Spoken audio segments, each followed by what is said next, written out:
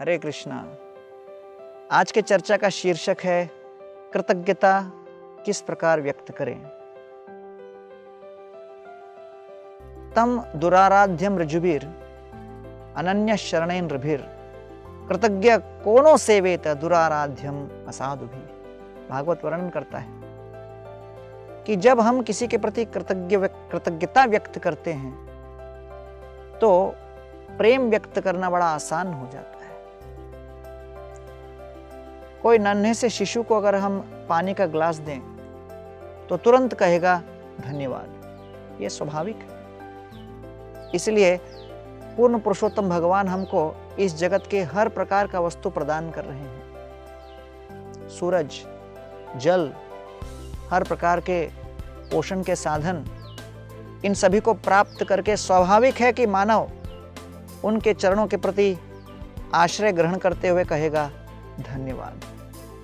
इस भाव को ही भक्ति योग का भाव कहते हैं। एक बार की बात है, सज्जन जो भगवान के बड़े भक्त थे कई लोगों को भोजन खिला रहे थे भंडारा में। अचानक एक सज्जन आए और भोजन करने के बाद उठ के जाने लगे तो ये उनके सामने हाथ जोड़कर कहते हैं, मैं भगवान का कितना कृतज्ञ हूं कि आप हमारे बीच आए और आपकी सेवा का मुझे अवसर मिला। इसको सुनकर वो झल्ला गए और कहने लगे, अरे कौन से भगवान को बीच में लाते हो? मैं तो यहाँ चलता हुआ जा रहा था, मैंने देखा यहाँ पर भोजन चल रहा है, भंडारा चल रहा है, मैं आकर खाने लगा। तो मैं आया, भोजन करके जा रहा हूं, ये भगवान को बीच में क्यों लाए? तो ये सुनकर बेचारे बड़े परेशान हुए कि अतिथि तो नास्तिक निकले। मुझे पता नहीं था कि मैं ऐसे नास्तिक को खिला रहा हूं। मुझसे कहीं भूल तो नहीं हो गई, कोई बहुत बड़ा पाप तो नहीं हो गया, ऐसा सोच ही रहे थे।